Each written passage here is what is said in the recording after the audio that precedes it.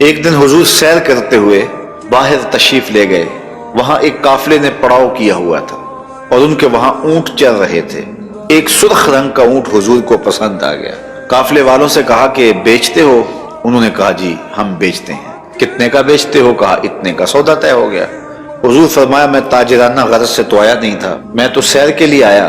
یہاں تمہارا اونٹ مجھے پسند آ گیا تو میں اس کا خریدار بن گیا. میں اپنے شہر میں جا کر اس کی قیمت تمہیں بھیج دوں گا. اونٹ پکڑا اور حضور سوئے مدینہ چل دیے. جب تک حضور دکھائی دیتے رہے وہ حضور کو دیکھتے رہے.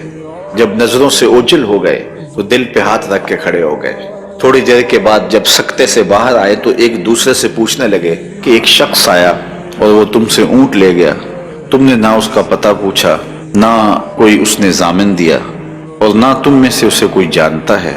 یار سب کی عقل پہ پردہ آ گیا، کسی نے اس کا پتہ پوچھ لیا ہوتا. ایک بولا یار جب وہ بات کرتا تھا اس کے منہ سے پھول جھڑتے تھے. دوسرا کہنے لگا جب وہ مسکراتا تھا تو سامنے والے پہاڑوں پہ عکس پڑتا تھا. ایک کہنے لگا میں تو اس کی آنکھیں ہی دیکھتا رہ گیا. کہا جو بھی ہوا تم اس کے حسن میں کھو گئے اور وہ اپنے حسن کا جادو جگا کے قیمتی اونٹ ہتھیا کے لے گیا. تو جب انہوں نے یہ بات کہی تو امام زرقانی لکھتے ہیں کہ اب تک خاموش بیٹھی قافلے کے سردار کی بیوی نے خیمے کا پردہ سرکایا اور ان سے مخاطب ہو کے کہا خبردار اس کے خلاف کوئی بات کی. اللہ کی قسم میں نے ایسا شخص دیکھا ہے کہ جس کا چہرہ چاند کا ٹکڑا ہے. خبردار اس کے خلاف کوئی بات کی، اس کی ضمانت میں دیتی ہوں. اگر وہ قیمت نہ دینے آیا تو قیمت مجھ سے وصول کر لینا. انہوں نے کہا اچھا تو اسے جانتی ہے؟ کہا واللہ میں بھی اسے نہیں جانتی. تو کہا پھر ضمانت کس بات کی دے رہی ہے؟ کہا جب تم سودا کر رہے تھے میں نے خیمے کی اوٹ سے اس کا چہرہ دیکھا تھا، اور جس کا چہرہ اتنا سونا ہو وہ جھوٹ بول ہی نہیں سکتا. کچھ دیر گزری، حضور علیہ السلام کے فرستادہ اشخاص حاضر خدمت ہو گئے.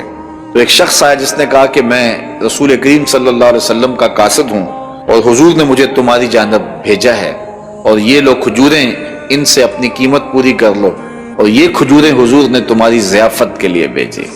انہوں نے کہا کہ قیمت تو ہم لیں گے لیکن بتا وہ پیارا رہتا کدھر ہے؟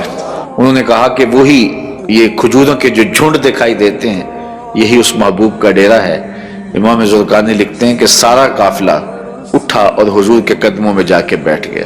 سب نے اسلام کی دولت حاصل کی. تو حضور کا چہرہ ہی اتنا خوبصورت تھا کہ جو دیکھتا تو پھر دیکھتا ہی رہ جاتا.